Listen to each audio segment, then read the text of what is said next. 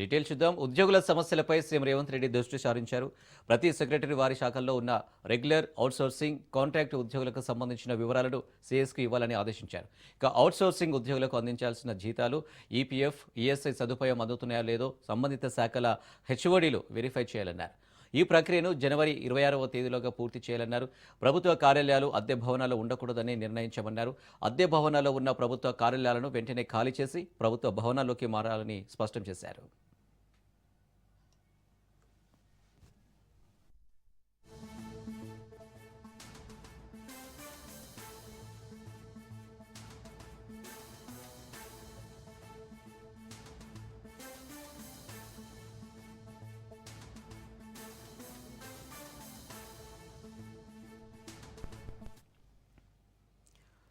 BRS అధినేత వ్యాఖ్యలపై deputy CM Bhatti strong counter ఇచ్చారు. కేసీఆర్ పదే పదే కాంగ్రెస్ నాయకులపై తోలు తీస్తానంటూ దిగజారుడు మాటలు మాట్లాడుతున్నారని మండిపడ్డారు. కేసీఆర్లా మాట్లాడలేం, ప్రజలే మీకు తగిన బుద్ధి చెబుతారన్నారు. తోలు తీసే ఉద్యోగం నువ్వెప్పుడు తీసుకున్నావంటూ సెటరికల్ వ్యాఖ్యలు చేశారు. అసెంబ్లీకి రావడానికి భయపడుతున్న కేసీఆర్ ప్రతిపక్ష నాయకుడిల శాసనసభలో ప్రజల సమస్యలపై మాట్లాడాలని డిప్యూటీ సీఎం భట్టి విక్రమార్క కోరారు. 62,020 కోట్ల రూపాయల సబ్స్టేషన్ల రిపేర్ శంకుస్థాపన చేసి వస్తున్నాం. పెద్దలు వారి నాయకత్వంలో ఈ ప్రాంతానికి ఉచిత కరెంట్ వస్తా ఉంది. కరెంట్ డిపార్ట్మెంట్ వాళ్ళు ఇస్తా ఉన్నారు. 200 యూనిట్ల వరకు ఉచిత కరెంట్ వస్తా ఉంది. కరెంట్ శాఖ ఇస్తా ఉందండి. కరెంటు శాఖ మీరు కట్టాల్సిన బిల్లుని మీ తరఫున రాష్ట్ర ప్రభుత్వంగా ఆర్థిక శాఖ నుంచి మేము డబ్బులు వాళ్ళకి కడతా ఉన్నాం కాబట్టి మీకు ఉచితంగా 2 వస్తా ఉన్నాయి. సో ఇది ప్రజల పక్షాన ప్రజాప్రభుత్వ ఇందిరమ్మ రాజ్యం తీసుకున్నటువంటి ఒక గొప్ప నిర్ణయం. ఈరోజు రాష్ట్ర వ్యాప్తంగా జరిగినటువంటి పంచాయతీ ఎన్నికల్లో మీరు చూసి ఉంటారు.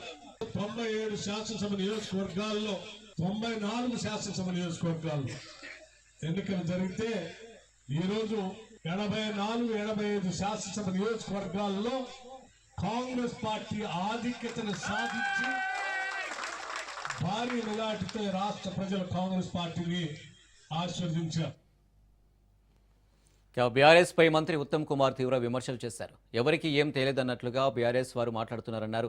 అన్ని విషయాలు ప్రజలకు తెలియదనే తమ లక్ష్యమని, పాలమూరు రంగారెడ్డిపై బీఆర్ఎస్ ప్రభుత్వం ఖర్చు పెట్టింది కేవలం 27,000 కోట్లు మాత్రమేనన్నారు. కేటీఆర్, హరీష్ రావు అసత్యాలు చెప్పారని 30,000 ఎకరాల భూమి ఇంకా సేకరించాల్సి ఉందన్నారు.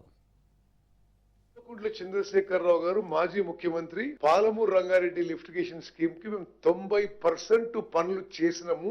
వీళ్ళు తట్టెడు మట్టి ఎత్తలేదు, మేమేదో గొప్ప చేసినట్టుగా ఆయన మొదటి రోజు మాట్లాడిండు. మళ్ళా వారి అల్లుడు గారు మాట్లాడిండు. దానికి కొన్ని ఫ్యాక్ట్స్ అండ్ ఫిగర్స్ తో ఎంత అబద్ధాలు చెప్తుండ్రో దయచేసి మీరు గమనించాలి. తెలంగాణ ప్రజానీకానికి, తెలంగాణ రైతాంగాన్ని తెలవాలి. ప్రత్యేకంగా అతను పాలమూరు రంగారెడ్డి ప్రాజెక్ట్ మీద 27,000 కోట్లు ఖర్చు పెట్టి 1 ఎకరానికి కూడా ఆయకట్టు ఇవ్వలే. వాళ్ళు చేసిందల్లా ఒక్క పంపు ఆన్ చేసి కొన్ని గంటల కోసం ఆన్ చేసి మళ్ళీ బంద్ చేశారు. వాళ్ళ టైంలోనే వాళ్ళు సెంట్రల్ వాటర్ కమిషన్ కి సబ్మిట్ చేసిన పాలమూరు రంగారెడ్డి లిఫ్టిగేషన్ స్కీమ్ కి డీటెయిల్ ప్రాజెక్ట్ రిపోర్ట్ లో ప్రాజెక్ట్ కాస్ట్ 55,086 కోట్లని చెప్పడం జరిగింది. మరి ఈ 55,000 కోట్లలో పూర్తి స్థాయిలో ఆయకట్టు కాలువలకి, డిస్ట్రిబ్యూటరీ ఛానల్స్, ల్యాండ్ అక్విజిషన్ కి, R&R కూడా ప్రొవిజన్ ఇవ్వలే. ఈ డిస్ట్రిబ్యూటరీ ఛానల్స్ కి, ల్యాండ్ అక్విజిషన్, R&R ఆ వర్క్ కలిపి ఈ డిపిఆర్ రివైజ్ కాస్ట్ లో 3,150 కోట్లు పెట్టిండ్రు. 30,000 ఎకరాల ల్యాండ్ అక్విజిషన్ ఇంకా చేయాల్సి ఉంది. ఆయన పెద్ద మనిషి అన్నాడు, తట్టెడు మట్టి ఎత్తలేదు, రూపాయి ఖర్చు పెట్టలేదని. మేము వచ్చిన తర్వాత ఈ 2 ఏళ్లలో 7,000 కోట్ల రూపాయలు ఈ పాలమూరు రంగారెడ్డి లిఫ్ట్. సాగునీటి ప్రాజెక్టుల విషయంలో కేసీఆర్ లేవనెత్తిన ప్రశ్నలకు సమాధానం చెప్పే సత్తా ప్రభుత్వానికి లేదన్నారు కేటీఆర్. పాలమూరు రంగారెడ్డి ఎత్తిపోతల పథకాన్ని గత బీఆర్ఎస్ ప్రభుత్వం 90% పూర్తి చేస్తే మిగిలిన 10% పనులను కూడా ఈ ప్రభుత్వం పూర్తి చేయలేదని విమర్శించారు. ప్రజల్లో ఉన్న వ్యతిరేకతను చూసి భయంతో ప్రభుత్వం ఎన్నికలకు వెళ్లడం లేదని, నామినేటెడ్ పద్ధతిలో పదవులను భర్తీ చేస్తూ కాలక్షేపం చేస్తుందని కేటీఆర్ ఆరోపించారు. ఎన్నికల నుంచి కాంగ్రెస్ ఎన్ని రోజులు తప్పించుకున్నా ప్రజాక్షేత్రంలో ఆ పార్టీని నిలదీయడం ఖాయమని కేటీఆర్ స్పష్టం చేశారు. నేను జీవితంలో చూడలే. ఏం మాటలు అవి, ఎంత వెకిలి వేషాలు. ఎవరైనా ఒకసారి ఆలోచన చేయండి. ఏమయ్యా ముఖ్యమంత్రి గారు 4000 రూపాయల పెన్షన్ ఏమైందంటే ఏమంటాడు, నీ గుడ్లు వీకి గోటీలు ఆడతా. మరి మా ఆడబిడ్డలు ఏమైనా 2500 అంటే నీ పేగులు తీసి మెడలు వేసుకుంటా. ఏమైందా ముఖ్యమంత్రి అమలు చేస్తలో 6 గ్యారంటీలు అంటే నన్ను ఢిల్లీకి పోతే చెప్పులు ఎత్తుకపోతానేమని దొంగ లెక్క చూస్తున్నారు. ఇక ఈయన మన ముఖ్యమంత్రి మన కర్మానికి. లంకె బిందెలు ఉంటాయనుకొని సెక్రటేరియట్కి వచ్చిందంట. వెనకటికి ఎవడో ముఖం బాగాలేకపోతే అద్దం బల్ల కొట్టినట్ట. గట్లున్నది ఈయన కథ. ఎందుకు చెప్తున్నా ఈ మాట అంటే, ఒకటే దొంగ ప్రచారం నేర్చుకున్నారు కాంగ్రెస్ వాళ్ళంతా. కిందికేంచి మీద దాకా ఊళ్ళల్లో మొదలు పెడితే కాంగ్రెస్ వాడు ముఖ్యమంత్రి దాకా ఒకటే ప్రచారం. ఓ కేసీఆర్ అప్పులపాలు చేసిపోయింది, అప్పులపాలు చేసిపోయింది, అప్పులపాలు చేసి ఏడ అప్పులపాలు చేసిండు. కేసీఆర్ దిగిపోయిన నాడు ముఖ్యమంత్రిగా December 3, 2023 నాడు మొత్తం అప్పు తెలంగాణ రాష్ట్రం మీద 3,50,000 కోట్లు. మరి 3,50,000 కోట్లు మొత్తము అందులో 72 మాకు వారసత్వంగా విరాసత్గా ఇచ్చింది. తీసేస్తే ఎంత? 2,80,000 కోట్లు. మరి 2,80,000 కోట్ల అప్పును రేవంత్ రెడ్డి 8 లక్షల కోట్లు అంటాడు, బట్టి విక్రమార్క 7 లక్షల కోట్లు అంటాడు, ఇంకొక ఆయన 6 లక్షలు అంటాడు. వాళ్ళ నోటికి ఎంత వస్తే అంత. ఇలా కేంద్ర ప్రభుత్వం చెప్పే కాగి లెక్కలు నిజమా, ఈ సన్నాసులు చెప్పే కాకి లెక్కలు నిజమా, ఊరూర చర్చ పెట్టాల్సిన బాధ్యత మన మీద ఉన్నది. అవును, కేసీఆర్ అప్పు చేసిండు, 2,80,000 కోట్ల అప్పు చేసిండు. ఏం చేసిండు మరి? అప్పు చేసి 73,000 కోట్ల రూపాయలు రైతుల ఖాతాల్లో రైతు బంధు రూపంలో టింగు మన నాట్లేసే టైంకు పడ్డాయా లేవా? కేసీఆర్ ఉన్న 2 సార్లు రుణమాఫీ, 30,000 కోట్లతో రుణమాఫీ చేసిండు, 2 సార్లు లక్ష రూపాయలు. అట్లాగే 93,000 కోట్ల రూపాయలు పెట్టి కాళేశ్వరం ప్రాజెక్టు కట్టిండు, 27,000 కోట్ల రూపాయలు పెట్టి పాలమూరు రంగారెడ్డి ఎత్తిపోతల పథకం బ్రహ్మాండంగా 90% పూర్తి చేసిండు. అవును, అప్పు చేసిండు. 15 లక్షల మంది ఆడబిడ్డలకు కళ్యాణ లక్ష్మి పేరుతో, షాదీ ముబారక్ పేరుతో మేనమామలాగా పెళ్లి చేసిండు. అవును, అప్పు చేసిండు. 15 లక్షల తల్లులకు కేసీఆర్ కిట్ ఇచ్చిండు. నేను అడుగుతున్నా రేవంత్ రెడ్డి, దమ్ముంటే చెప్పు, కేసీఆర్ గారు 2,80,000 కోట్ల అప్పు చేసి ప్రజలను ఒక తండ్రిలాగా కాపాడుకున్నాడు. నువ్వు వచ్చి 2 ఏళ్ల, కేసీఆర్ 10 ఏళ్లలో 2,80,000 కోట్ల అప్పు చేస్తే నువ్వు 2 ఏళ్లలో 2.5 లక్షల కోట్ల అప్పు చేసినావు. ఏం చేసినావు చెప్తావా? ఒక ఇటుక పెట్టినవా? ఒక కాలువ దవ్వినవా? ఒక చెరువు దవ్వినవా? ఒక మంచి పని చేసినవా? ఒక హామీ నిలబెట్టుకున్నావా? ఏం చేసినావు? దయచేసి చెప్పు ప్రజలకు. శ్వేత పత్రాలు ప్రచురించి దమ్ముంటే చెప్పు. ఇవాళ ఎంతసేపు కేసులు పెడతా, పోలీసులను అడ్డం పెట్టుకొని బతుకుతా, ఎన్ని రోజులు తిరుగుతావు అట్లా? 2 ఏళ్ళు అయిపోయింది, నీ హనీమూన్ పీరియడ్ అయిపోయింది, ఇక అసలు కథ మొదలున్నది. అందుకే కేసీఆర్ గారు మొన్న చెప్పిండ్రు, నిన్నటి దాకా ఒక లెక్క, రేపటి నుంచి ఇంకో లెక్క. నల్లగొండ నుంచే కథన బేరి మోగిస్తాం. కృష్ణా జలాల్లో జరుగుతున్న అన్యాయం మీద నల్లగొండ నుంచే కేసీఆర్ గారు మరి యుద్ధం ప్రకటించబోతా ఉన్నారు. Welcome back. మాజీ మంత్రి హరీష్ రావు చిట్చాట్లో కీలక వ్యాఖ్యలు చేశారు. కొందరు పోలీసులు అత్యుత్సాహం ప్రదర్శిస్తున్నారని, ఎవరిని వదిలిపెట్టమన్నారు మాజీ మంత్రి హరీష్ రావు. అసెంబ్లీ ముగిసే రోజు నోటీస్ ఇస్తారట. ఆల్రెడీ ఉద్యమంలో 300 కేసులున్నాయని, ఎన్ని కేసులు పెట్టినా రేవంత్ రెడ్డిని వదిలిపెట్టమన్నారు హరీష్ రావు. ప్రజల దృష్టి మరల్చడానికే ఈ అక్రమ కేసులు అంటూ మండిపడ్డారు. ఇంకా గట్టిగా ప్రజల పక్షాన పనిచేస్తామన్నారు. సంగారెడ్డిలో దళితుని ఇల్లు కూల్చేస్తే పోలీసులు ఎక్కడా అని ప్రశ్నించారు. డీజీపీ కాకీ బుక్ అంటున్నారు, ఏం రాస్తున్నారు? డీజీపీ కాకీ బుక్లో నిజాయితీ లేదన్నారు. డీజీపీపై కానిస్టేబుల్ కూడా తిరగబడే రోజు వస్తుందన్నారు హరీష్ రావు. ఇక పోలీసులకు డిఏలు లేవు, ఆరోగ్య భద్రత లేదు, పోలీస్ వాహనాల్లో డీజిల్కు పైసలు లేవంటూ ఎద్దేవా చేశారు. మానేరు వాగుపై నిర్మాణం చేపట్టిన చెక్ డ్యాం కూలిపోవడంపై విజిలెన్స్ విచారణ జరిపిస్తామన్నారు మంత్రి శ్రీధర్ బాబు. పెద్దపల్లి జిల్లా సోమనపల్లి శివార్లో మానేరు వాగుపై గత బీఆర్ఎస్ ప్రభుత్వం హయాంలో నిర్మాణం చేపట్టిన చెక్ డ్యాం వారం రోజుల క్రితం కూలిపోయింది. మంత్రి శ్రీధర్ బాబు చెక్ డ్యాంను అధికారులు గ్రామస్తులతో కలిసి పరిశీలించారు. ఎలాంటి ప్రయోజనం లేకపోయినా గత ప్రభుత్వం కమిషన్ల కోసం అశాస్త్రీయంగా నిర్మాణం చేపట్టారన్నారు. నాణ్యత లేకుండా నిర్మాణం చేసిన చెక్ డ్యాం కూలిపోయిన విషయంలో విజిలెన్స్ విచారణ చేపడతామన్నారు.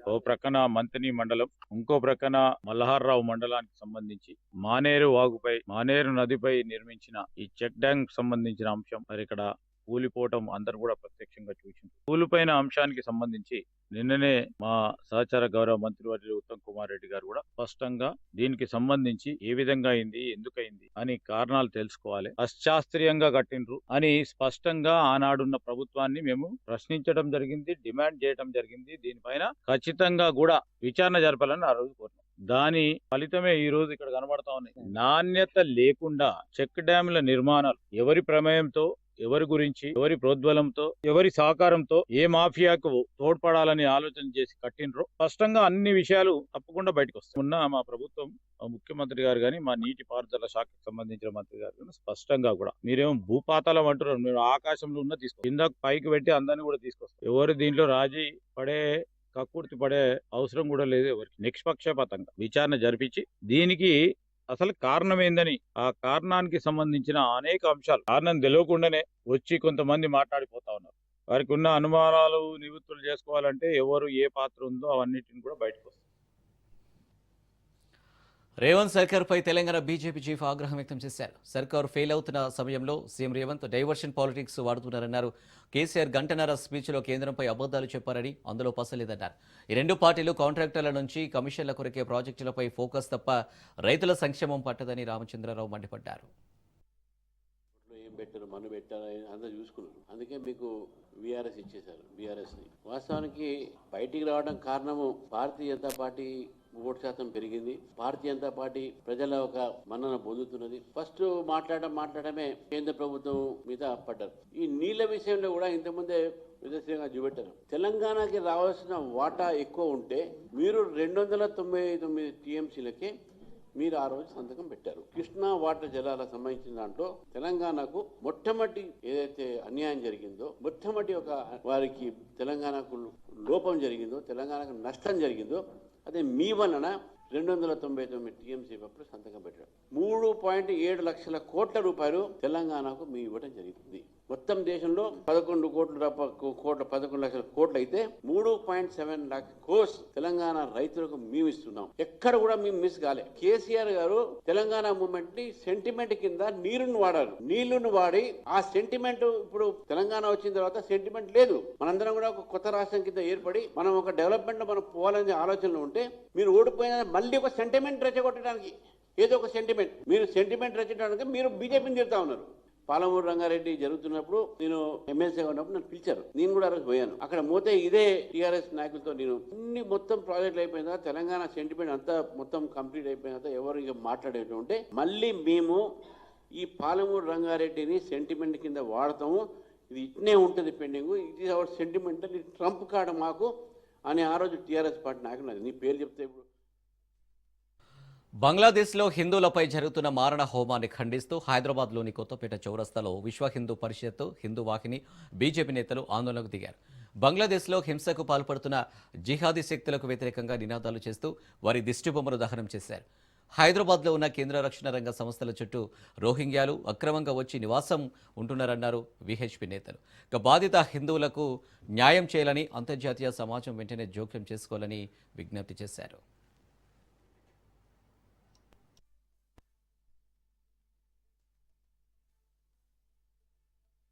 తెలంగాణ రాష్ట్రం ముఖ్యంగా హైదరాబాద్ నగరానికి కూడా బంగ్లాదేశ్ చొరబాటుదారులతోటి, రోహింగ్యా ముస్లింలతోటి పెను ప్రమాదం పొంచి ఉంది. దేశ భద్రతా రంగం యొక్క కేంద్ర బిందువులైన డిఆర్డిఓ, డిఆర్డిఎల్ చుట్టూ ఇవాళ దేశంలో అక్రమంగా చొరబడ్డటువంటి బంగ్లాదేశ్ రోహింగ్యా ముస్లింలతోటి నిండిపోయినాయి. ఇక్కడ ఉన్నటువంటి కాంగ్రెస్ ప్రభుత్వం ఓటు బ్యాంకు రాజకీయాలతోటి, ఎంఐఎం తోటి కక్కుర్తిపడి వాళ్లకు రేషన్ కార్డులు, ఆధార్ కార్డులు, ఓటర్ల లిస్టులో పేర్లు నమోదు చేస్తూ ఉన్నది. ఇవాళ దేశ భద్రతకు సవాలుగా ఉన్నటువంటి ఏపీ ప్రభుత్వం కీలక నిర్ణయం తీసుకుంది. రాష్ట్ర వ్యాప్తంగా ఈ నెలాఖరు నుంచి సమగ్ర కుటుంబ సర్వే నిర్వహించాలని ప్రభుత్వం నిర్ణయించింది. ప్రత్యేక మొబైల్ యాప్ ద్వారా సమగ్ర సర్వే నిర్వహించనున్నారు. సంక్షేమ పథకాలు, ప్రభుత్వం అందించే ప్రయోజనాల అమలు కోసం సర్వే చేపట్టనున్నారు. ప్రతి కుటుంబ వివరాలను ప్రభుత్వం సేకరించనుంది.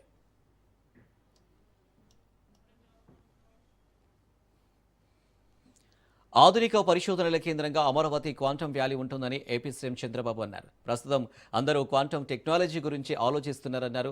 వేలాది మంది టెక్ విద్యార్థులతో సీఎం చంద్రబాబు ఆన్లైన్లో క్వాంటమ్ టాక్ నిర్వహించారు. క్యూబిట్, వైసర్ సంస్థలతో కలిసి ఈ కార్యక్రమాన్ని ఏర్పాటు చేశారు. క్వాంటమ్ ప్రోగ్రాంలో వివిధ అంశాలను ప్రెజెంటేషన్ ద్వారా విద్యార్థులకు సీఎం వివరించారు. I wanted to make to realize what is future. If you see here, we are all talking Silicon Valley. Anybody will have any new ideas, will go to Silicon Valley. That is a matured mechanism for mentoring, venture capital, and launching the company. That is how everybody is going to Silicon Valley for launching and also their future. Now I am talking Quantum Valley. This is where Silicon Valley to Quantum Valley. Now anybody wanted to launch any knowledge companies or any technologies, they have to come to Amaravati. It is going to happen. That is how we are going to build in future. Amaravati పనులు శరవేగంగా సాగుతున్నాయి. MLA మంత్రుల నివాస సముదాయాలు 12 అంతస్తులు కలిగిన మొత్తం 12 టవర్లలో 288 క్వార్టర్లు మరియు మంత్రులకు విల్లాలు నిర్మితమవుతున్నాయి. వీటిలో 77% పనులు గతంలోనే పూర్తయ్యాయి. స్పీకర్ చింతకాయల అయ్యన్న పాత్రుడు ఇటీవల ఈ నిర్మాణ పనులను పరిశీలించారు. ఈ 288 క్వార్టర్లను 2025 డిసెంబర్ నాటికి పూర్తి చేసి వచ్చే బడ్జెట్ సమావేశాల నాటికి శాసనసభ్యులకు కేటాయించాలని అధికారులను ఆదేశించారు. ఇక నివాస సముదాయంలో సందర్శకుల కోసం క్యాంటీన్, స్విమ్మింగ్ పూల్స్, ఆసుపత్రులు, క్లబ్ హౌస్లు వంటి ఆధునిక సౌకర్యాలు ఉండేలా చర్యలు తీసుకుంటున్నారు. ఇక మంత్రులకు విల్లాలు నిర్మాణం కూడా తుది దశకు చేరుకుంది. ప్రస్తుతం ఇంటీరియర్ డిజైన్ పనులు కొనసాగుతున్నాయి. జనవరి నెలలో మంత్రులకు ఈ కొత్తగా నిర్మించిన విల్లాలు కేటాయించే అవకాశం ఉంది.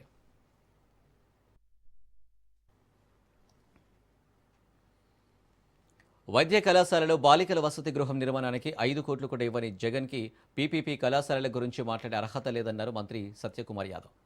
ప్రభుత్వ సిద్ధార్థ వైద్య కళాశాల బాలికల నూతన వసతి గృహ నిర్మాణ భవనాన్ని మంత్రి సత్యకుమార్ యాదవ్, ఎంపీ కేశినేని శివనాథ్ కలిసి ప్రారంభించారు. కళాశాల వసతి గృహం భవనం నిర్మాణం పూర్తి చేయడంలో జగన్ చేతులెత్తేస్తారని విమర్శించారు. Prestigious medical college Siddhartha medical కాలేజ్లో మెరిట్లో సీట్ సాధించి ఇక్కడికి వచ్చిన విద్యార్థులకు, ముఖ్యంగా గర్ల్స్ స్టూడెంట్స్ కి హాస్టల్ లేకపోవడం, వారు ఇబ్బంది పడడం, ఇప్పుడు 2017లో శాంక్షన్ అయిన హాస్టల్ బిల్డింగ్ పూర్తి చేయలేకపోవడం, తర్వాత ఇప్పుడు మళ్ళీ ఈ 18 నెలల్లో వచ్చిన తర్వాత మనం కాస్త వచ్చి ఒక రోజు ఇక్కడికి వచ్చి రివ్యూ చేస్తున్న సందర్భంగా అప్పటి ప్రిన్సిపాల్ గారు, సూపరింటెండెంట్ గారు ఈ విషయాన్ని మా దృష్టికి తీసుకురావడం, తర్వాత వెంటనే పనులు మంజూరు, మిగిలిన పనులకి నిధులు విడుదల చేయడం, అదేవిధంగా కాంట్రాక్టర్ కూడా తీసుకొచ్చి ఇవాళ పూర్తి చేశాం. ఇంత ముఖ్యమైన వీటిని ఈ సంవత్సరాల పాటు పూర్తి చేయలేకపోయినందుకు నాకు బాధగా ఉంది. బహుశా ఆ ప్రభుత్వం కొనసాగి ఉంటే గతంలో ఎన్డీఏ ప్రభుత్వం చంద్రబాబు నాయుడు గారి నాయకత్వంలో తర్వాత 6 నెలలకి పూర్తిగా బిల్డింగ్ అందుబాటులోకి వచ్చేసి ఉండేది. విద్యార్థులందరూ కాస్త సౌకర్యవంతంగా ఇక్కడ ఉంటూ చదువుకోవడానికి అవకాశం ఉంది. ముందుగా ఈ హాస్టల్ వివిధ 2 కోట్లను పూర్తి చేసి నర్సింగ్ హాస్టల్ వైపు వస్తాం. వాళ్ళకు కూడా ఇబ్బందులు లేకుండా. అమరావతి శాసన మండలి కమిటీ హాల్లో మండలి ప్రివిలేజ్ కమిటీ సమావేశం జరిగింది. కమిటీ చైర్మన్ బీటీ నాయుడు అధ్యక్షతన సమావేశాన్ని ఏర్పాటు చేశారు. గౌరవ మర్యాదలకు సంబంధించి ఎమ్మెల్సీలు ఇచ్చిన ఫిర్యాదులపై కమిటీ విచారణ జరిపింది. ఈ కమిటీ ముందు 3 ఉన్నతాధికారులు వివరణ ఇచ్చేందుకు హాజరయ్యారు. అమ్మిరెడ్డి గుంటూరు ఎస్పీగా ఉన్నప్పుడు అప్పట్లో ఎమ్మెల్సీగా ఉన్న లోకేష్ను ట్విట్టర్ వేదికగా విమర్శించారు. దీంతో లోకేష్ ఇచ్చిన ఫిర్యాదుతో ప్రివిలేజ్ కమిటీ విచారణ చేపట్టింది. ఈ సందర్భంగా అధికారుల నుంచి శాసన మండలి ప్రివిలేజ్ కమిటీ వివరణ తీసుకున్నట్లు సమాచారం.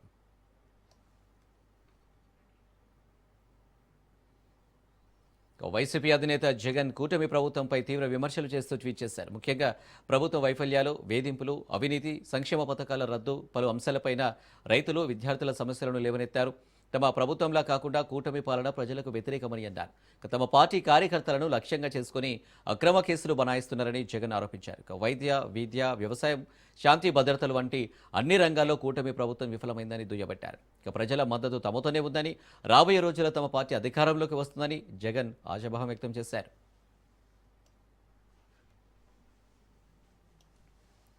వైసీపీ అధినేత జగన్ సొంత నియోజకవర్గంలోనే పులివెందులలో పర్యటిస్తున్నారు. పార్టీ క్యాంపు కార్యాలయానికి చేరుకున్న అధినేతకు పార్టీ నేతలు, అభిమానులు పెద్ద ఎత్తున పాల్గొని స్వాగతం పలికారు. 3 రోజుల పాటు పులివెందులలోనే ఉండి క్రిస్మస్ వేడుకలో జగన్ పాల్గొంటారు. ఇప్పటికే కుటుంబ సభ్యులు పలువురు పులివెందుల చేరుకున్నారు. ప్రత్యేక ప్రార్థనలో కుటుంబ సభ్యులతో పాటు పలువురు పార్టీ నేతలు పాల్గొననున్నారు.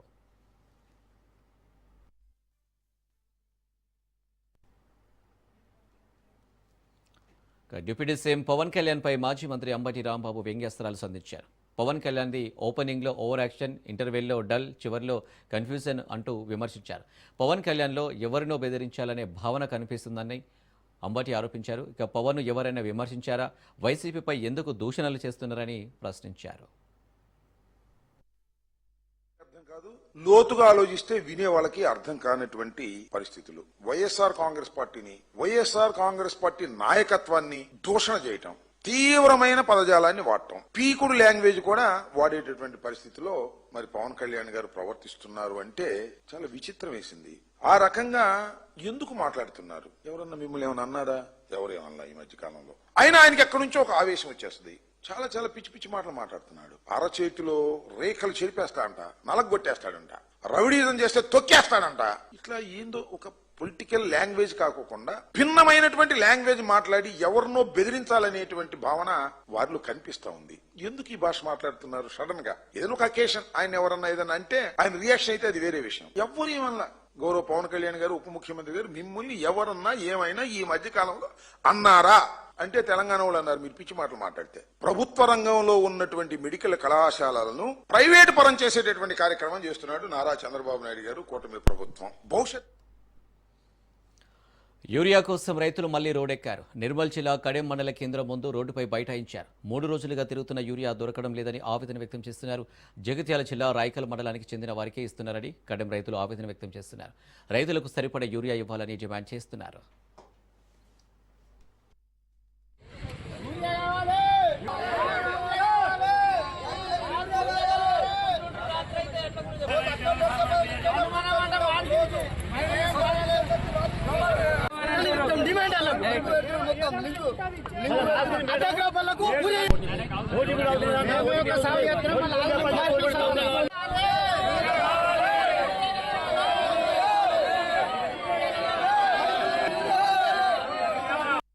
చనిపోయినా వచ్చి ఇక్కడ లైన్ కట్టవలసి వచ్చింది. పొద్దుడుస్తుంది అక్కడికి పోక ఇట్లున్నది పరిస్థితి. మాది నిన్న వచ్చి మారిపోయినాం.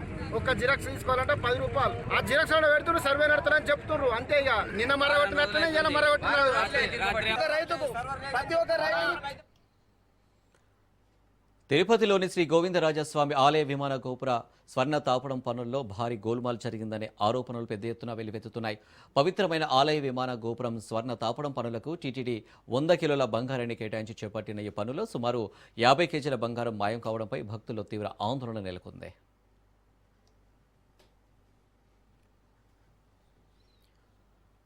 కృష్ణా జిల్లా పెనుమలూరు పోలీసులు ఓ రౌడీ షీటర్కు వినూత్న రీతిలో ట్రీట్మెంట్ ఇచ్చారు. రౌడీ షీటర్ కేటీఎం పండుని పోరంకు నుండి కిలోమీటర్కు పైగా రోడ్డుపై నడిపించారు పోలీసులు. గతంలో పండుపై పలు కేసులు నమోదయ్యాయి. ఇటీవల జైలు నుంచి వచ్చిన పండు డబ్బుల విషయంలో శివకుమార్ అనే వ్యక్తిపై పండు గ్యాంగ్ దాడికి పాల్పడింది. దీంతో పండు అతని అనుచరులపై కేసు నమోదు చేసి అదుపులోకి తీసుకున్నారు పోలీసులు.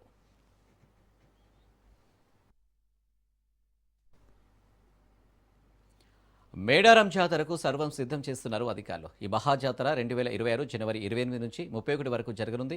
4 రోజుల పాటు జరగనున్న ఈ జాతరకు రాష్ట్రంలోనే కాకుండా పక్క రాష్ట్రాల నుంచి భక్తులు తరలివస్తారు. తెలంగాణ రాష్ట్ర ప్రభుత్వం 250 కోట్లతో అమ్మవారి గద్దెల ప్రాంగణాన్ని మరింత విశాలంగా గ్రానైట్తో సుందరీకరణ, శాశ్వత నిర్మాణాలతో అభివృద్ధి పనులను మహాజాతరలోపే పూర్తయ్యేలా చేస్తున్నారు.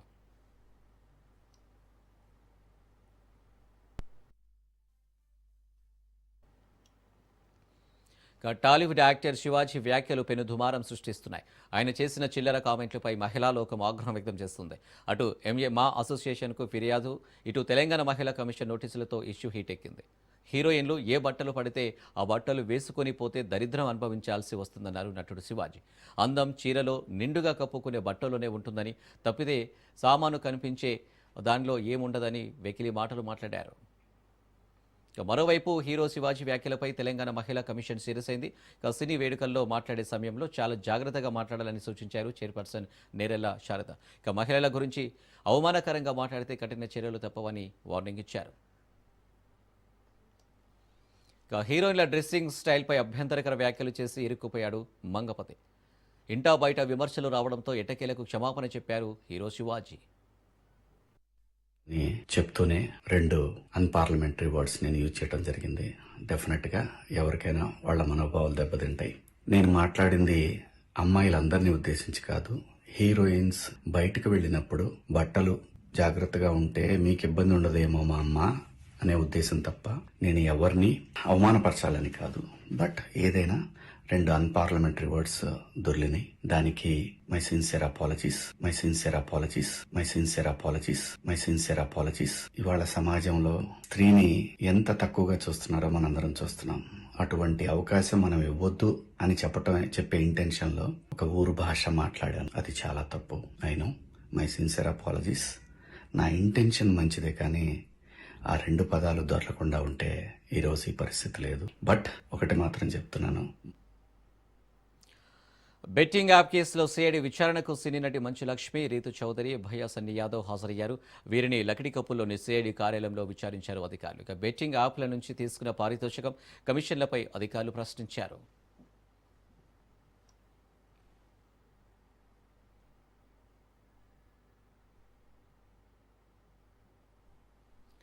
ఢిల్లీలోని బంగ్లాదేశ్ హై కమిషన్ కార్యాలయం దగ్గర ఉద్రిక్తత తలెత్తింది. బంగ్లాదేశ్లో హిందువులపై దాడులకు నిరసనగా విహెచ్పి ఆందోళనకు దిగింది. కార్యాలయంలోకి వెళ్లేందుకు విహెచ్పి, హిందూ సంఘాలు ప్రయత్నించాయి. విహెచ్పి, హిందూ సంఘాల నేతల్ని పోలీసులు అడ్డుకున్నారు. ఇక పోలీసులతో హిందూ సంఘాల నేతలు వాగ్వాదానికి దిగారు. బారికేడ్లను తోసుకుంటూ కార్యాలయం లోపలికి వెళ్లేందుకు ప్రయత్నించారు. ఆందోళనకారులను పోలీసులు లాఠీలతో చెదరగొట్టారు.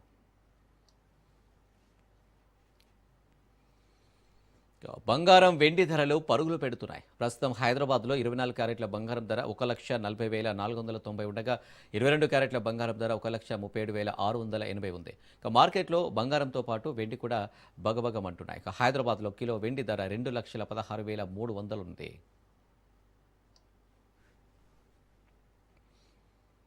దేశీయ స్టాక్ మార్కెట్లు మిశ్రమంగా ముగిశాయి. 2 రోజుల లాభాలకు బ్రేక్ వేస్తూ సెన్సెక్స్ స్వల్పంగా నష్టపోగా నిఫ్టీ వరుసగా 3వ రోజు లాభాలను నమోదు చేసింది. ట్రేడింగ్ ముగిసే సమయానికి సెన్సెక్స్ 0.05% స్వల్పంగా తగ్గి 85,524 వద్ద స్థిరపడింది. ఇక మరోవైపు ఎన్ఎస్సీ నిఫ్టీ 4.75 పాయింట్లు లాభపడి 26,177.15 వద్ద ముగిస్తుంది. ఇక మరోవైపు ఇయర్ ఎండ్ రిబ్యాలెన్సింగ్ కారణంగా డాలర్తో రూపాయి మారకం విలువ వరుసగా 2వ రోజు ఫ్లాట్గా ముగిసింది.